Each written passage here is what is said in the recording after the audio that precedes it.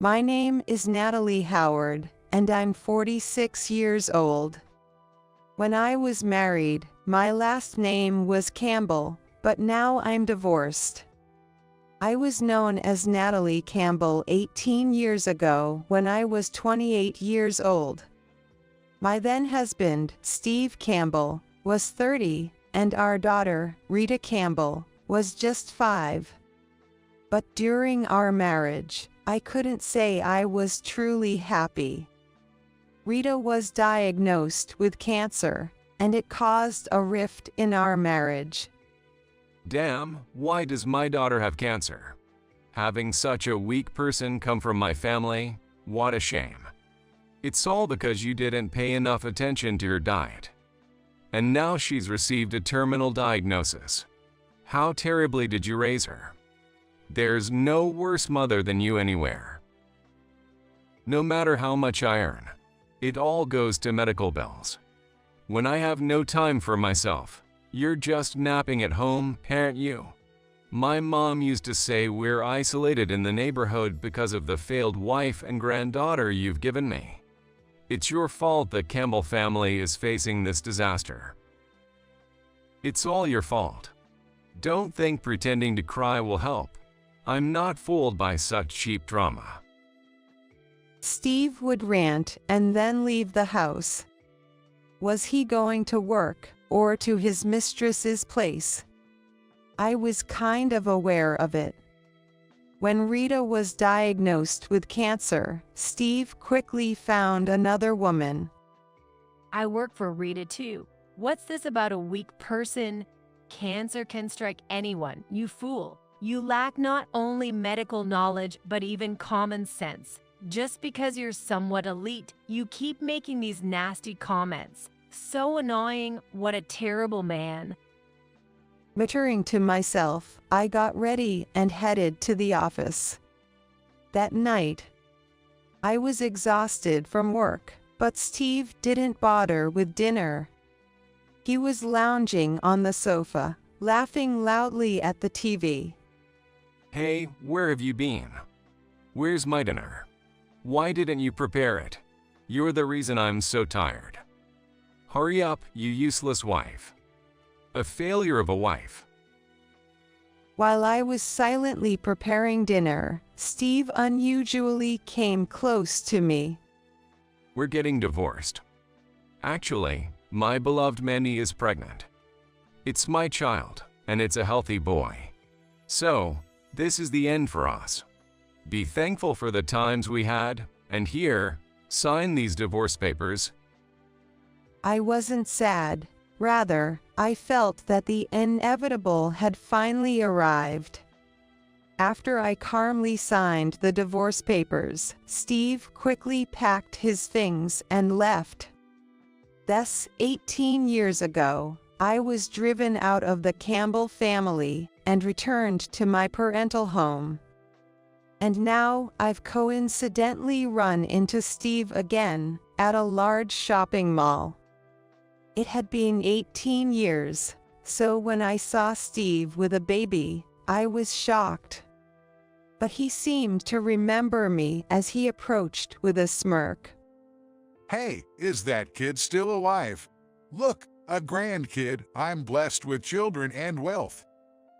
I too will introduce my company, worth $150 million, celebrating its 18th year on the market, and my daughter's family. What? Steve was stunned, but then sneered again. Come on, are you just bitter because your daughter died? It's okay, you don't need to pretend.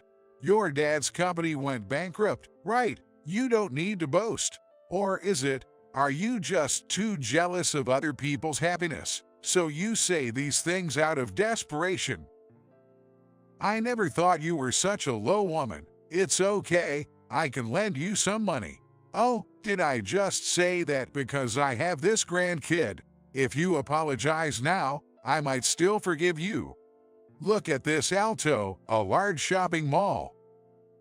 If you're associated with such a grand facility, I'd kneel and apologize for the divorce.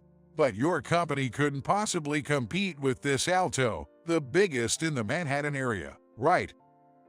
Smirking, Steve started rambling on, unaware of whom he was talking to. Alto is the nickname for this large shopping mall we're in. It's a hot spot, known throughout the country as the biggest shopping center in Manhattan. Are you just leisurely shopping with that grandkid or something? I deliberately provoked him. Then Steve's face darkened. He's still the same man, weak against petty provocations. Yeah, so what? What happened to that kid, Rita? Whether she's alive or not, it's none of my business, right? In the end, you're just no charm, no friendliness, just unpleasant.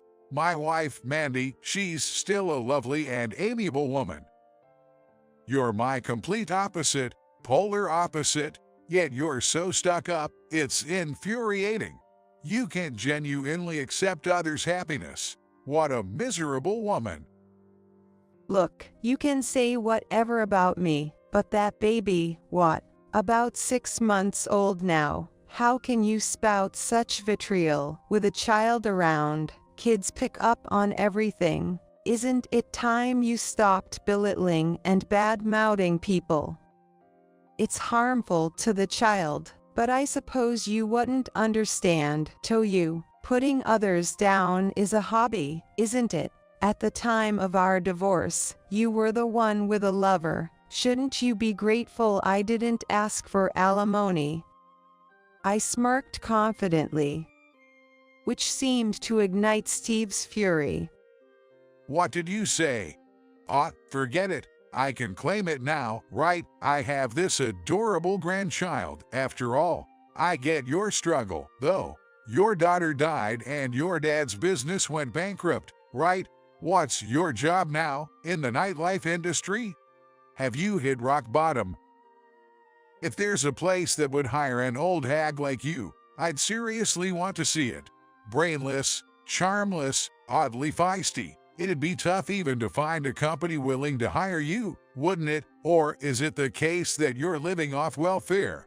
I guess it's easier for someone single, huh? Since you can earn your keep, might as well. How about you leave it at that?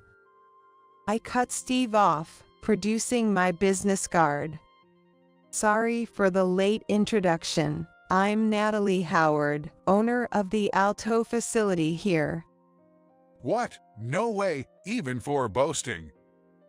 I was abandoned by you 18 years ago, along with our sick daughter, Rita, in the worst possible way, but it was for the best since I was fed up with you. As you know, my father's company was small and struggling to get by. Still, I supported my father and took care of him. He worked from dawn till dusk without sparing time to sleep. You probably didn't know, but he even canceled his life insurance to cover Rita's medical expenses.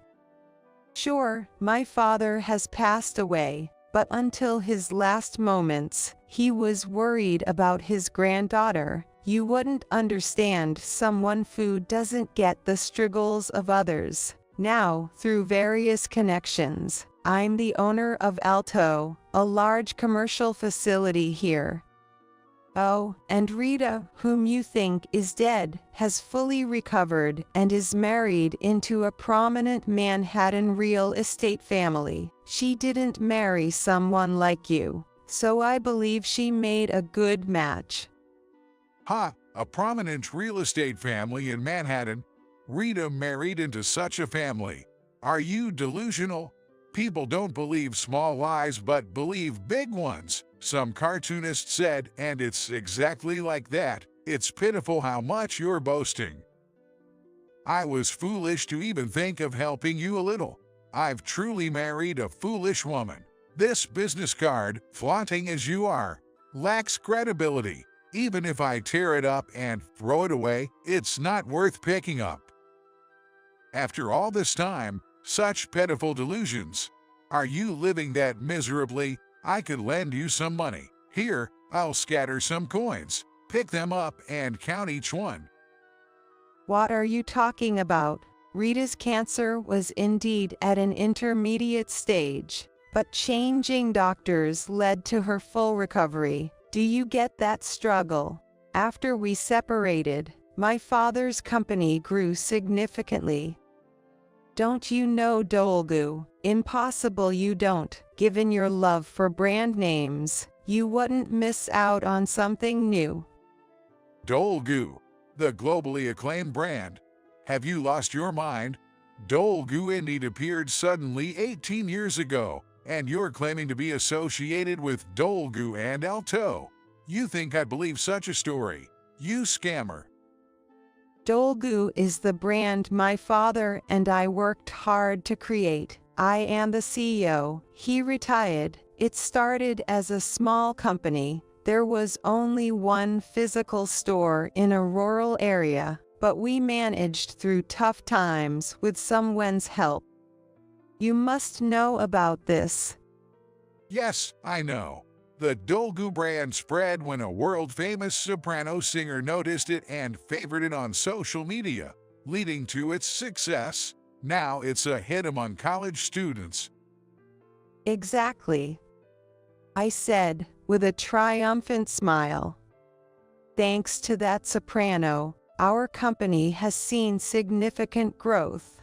Everything sells out immediately, no matter how much we produce. We can't keep up. Waiting 6 months for a product reservation has become the norm. Not just Dolgu, other brands we stock have also become famous.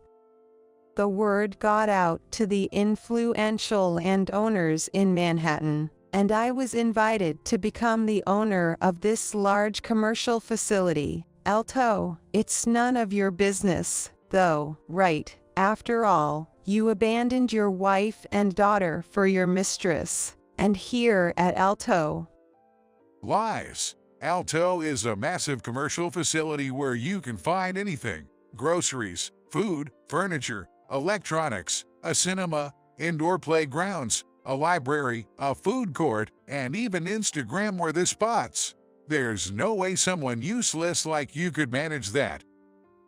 Or is this business card also a lie? Such a Cinderella story. It's only in fairy tales. Have you lost your mind? Even I feel sorry for you. It's also a popular tourist destination, and students from Manhattan flock here, yet you claim to be the owner. Rita is gone, isn't she? That's what delusional women think. What are you talking about? Rita is very much alive. My company's success has been a great example for her. She's always been grateful to me, her mother, and she's turned out to be a wonderful daughter. She's been influenced positively by me, worked incredibly hard, and studied relentlessly. And what do you think happened? She graduated top of her class from a prestigious British university, even skipping grades, and she remains my pride and joy. Rita now works with my company, and after learning about her, the head of the Manhattan land-owning family approached her for marriage. You probably don't even know the name of Rita's university, do you? Hey you, who flanked out of a third-rate college twice. And just so you know, Rita is now pregnant, expecting a boy suitable to be an heir. Though, nowadays, it doesn't matter whether it's a boy or a girl for inheritance, but you seem to care a lot about that, don't you? You bastard! Steve yelled, silencing the room instantly. It's a lie. It has to be. Hey, isn't there a security guard around? There's a scammer here. Someone catch her. Suddenly, Steve was shouting as if he'd lost his mind. The baby, grandkid or something, he was holding started to cry. The stares from other customers were harsh. but I couldn't bother about that now. Then 3 security guards arrived. Mrs. Howard, is everything all right? Seeing one guard's response, Steve's face turned pale. Mrs. Howard, hey, security. This woman is a scammer, pretending to be the owner. I'd rather you listen to me than follow such a woman. I'm sorry for this trouble, but could you please escort this man to the back reception room of Alto? He's getting too agitated and causing a scene. Let's go, I'll join you. Of course. Come on then. Wait. Steve, being taken away by the security guards. With all this commotion, it's bound to reach my daughter's family soon. I had no intention of hiding it, so I called my daughter's father-in-law, Thomas. He's a strict man who hates lies. Given that, I wonder what will become of Steve. After hearing the situation, Thomas said he'd come to the reception room right away. Natalie, wait. Did you say Steve Campbell? Really? Oh, yes, that's right. Do you know him? I'm on my way. Thanks for telling me. Anyway, letting him out now would only cause more of a scene. I don't want to tarnish the name of Alto. That's why I decided to have him taken to the reception room. 3 security guards took Steve to the back reception room of Alto. Steve seemed reluctant to go to the reception room. Wait, I won't make a scene anymore. I have my grandchild with me. Please, let me go home. I promise I won't cause any trouble. Please. Steve's grandchild, refusing something, started bawling. When they finally got Steve to sit on the sofa in the reception room, his face was pale. Come on, Natalie, let me go home. I didn't do anything wrong, and I'll even pay the alimony from now, so please. Steve strangely disliked the reception room. Why was he acting like this? While I was wondering, Rita entered the room first. Hey, oh, is that you, Rita? You've grown, I'm your dad. Come on, Rita, tell Natalie to let me. Who are you? I was told my father is dead. Smart Rita coldly eyed Steve, pretending to be her father. Unable to withstand her gaze, Steve finally quieted down. Come on, Rita, help your dad out. My real father is no longer exist, you know? Oh, are you my father? The one who left my sick mother and me for his mistress? Well, if you're asking for help, I might just help you. If it's to send you to the coldest place, to jail. What are you saying? I'm your dad. Shut up. Steve shouted, but he couldn't escape from the reception room. With 3 security guards present, it was even less likely. Rita said persistently, Where's your mistress now? Oh, what's this? Did she run off on you? And this baby you call your grandchild, maybe there's no blood relation after all? Rita, what do you mean? I've looked into this trash man before. Turns out his mistress, Mandy, had a son, but with a different father. He unknowingly registered the birth and acknowledged the child, and then the mistress dumped the kid on him and ran away. Isn't it because of your bad karma that you ended up like this? Seems I have a half-brother, but I wonder if his wife really gave birth to his child. What, Rita? Stay calm. We'll take care of the child because it's dangerous. One of the security guards lifted the baby Steve was holding. Holding a baby without a proper carrier, what was he thinking? What if he had dropped the baby? That thought crossed my mind. Hey, my grandchild. We'll return the baby once you calm down. Please settle down. Mom, why did you even bring this trash man to the reception room? He's not worth it, and you, as the owner of Alto, must be busy, right? It's okay. I need to settle things with this person. Rita, did you get in touch with Thomas? Can he come over soon? He's on his way. Should be here any minute. Oh, here he is. Hello, Natalie. What's happened? Thomas, actually, my ex-husband is causing a scene in the store, and I couldn't just hide it, so I had to call you. Are you, by any chance, Steve Campbell? With Thomas's remark, the atmosphere changed. Steve's face turned white, as if it were the end of the world. I asked Thomas, "Do you know this man, Thomas?" Yes, Natalie. You did well to call me. This man committed fraud on my property, and I've been searching for him. Right, Steve Campbell? You haven't forgotten my face, have you? And it seems you've caused some trouble here at Alto too. How far will you go in mocking people? No, I was planning to repay the money, really. I've been working towards that. Thomas, what's this about? How do you know this man? Then, the head of the Manhattan real estate family, at opposite Steve.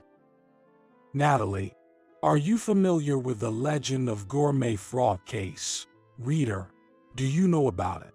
At least by name, right? It was a massive fraud case 2 years ago. Steve Campbell here disappeared after taking money from vendors and participants, promising a festival called the Legend of Gourmet.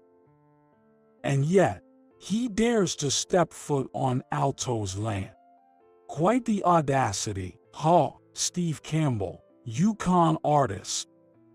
No, I intend to repay the money. I was preparing for that. But then, this woman, Natalie, she interfered. Do you realize how much damage your legend of gourmet fraud caused us? You rotten bastard. Thomas's scolding was filled with immense force and anger.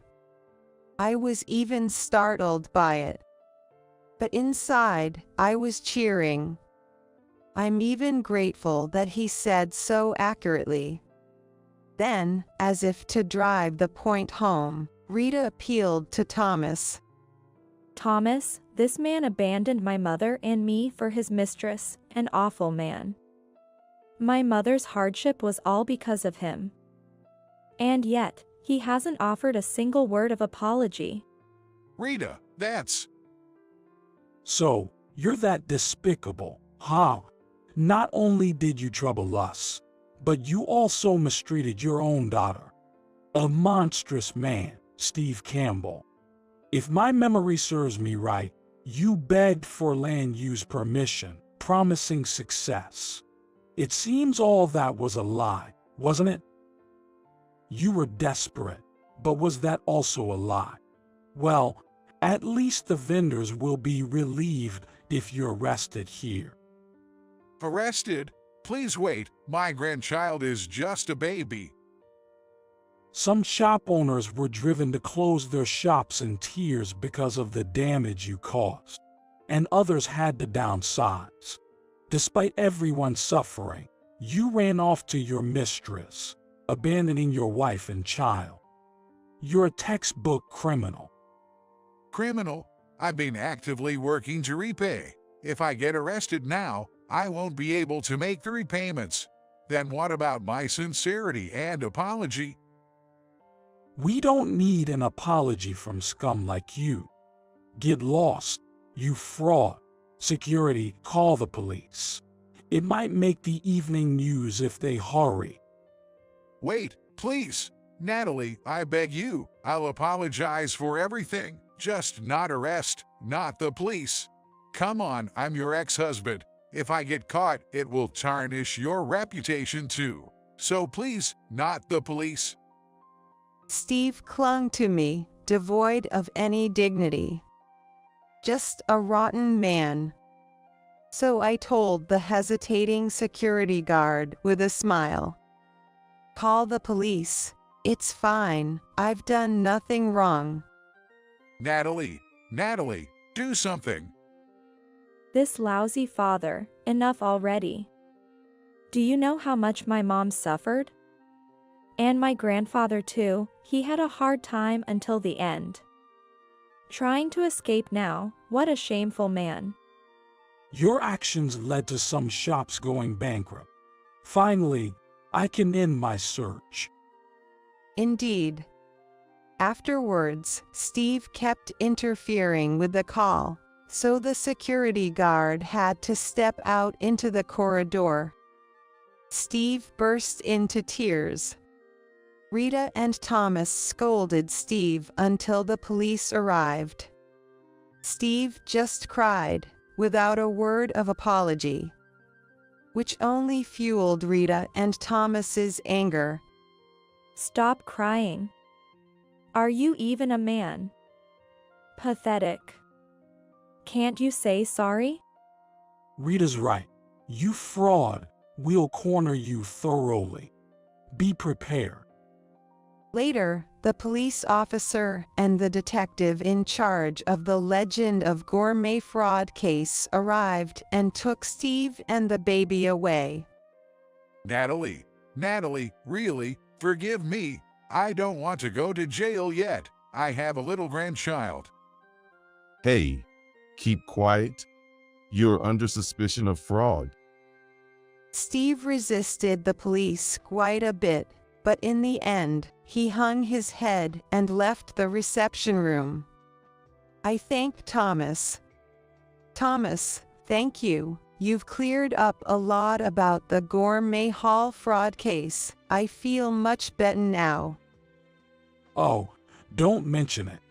The success of Alto is all thanks to you, Natalie. And Rita, you two are such a hard-working mother and a daughter. My son is truly lucky to have a wife like her. Leave the Gourmet Hall fraud case to me. I'll make sure to squeeze every penny out of that scoundrel. Thomas left the reception room with a hearty laugh. I told Rita to sit down.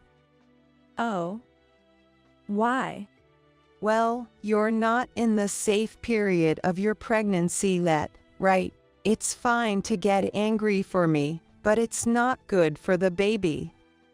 No, Mom, to be able to get back at such a man for you is a once-in-a-lifetime joy. Plus, I don't want you to suffer anymore. I'm sure the baby in my belly understands too. Rita said, gently stroking her not yet noticeably pregnant belly. Then, Rita and I turned on the TV in the reception room. Breaking news came on. The screen switched from a drama rerun to the news with a male announcer. We have breaking news. Steve Campbell, a suspect in the Gourmet Hall fraud case and on the run, has been arrested.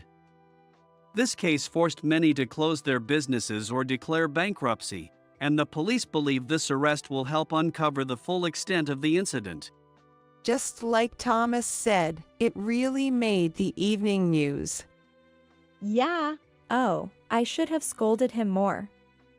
He made you suffer so much. The TV showed the police station. Look! The car carrying Steve Campbell is entering the police station now. This massive fraud case came to light last year, and the police will reveal more details in a press conference. What a foolish man, really. But well, he'll be going to prison for a while after the trial. Oh, what do you mean, Rita? Well, he was already on probation for another case. Probably, he'll get a prison sentence for this Legend of Gourmet fraud case. Anyway, it's none of our business. Let's get back to work, Mom. I'll head home and lie down for a bit. Did your belly get tight? Are you okay? I'm fine. This is normal. The obstetrician said everything is going smoothly.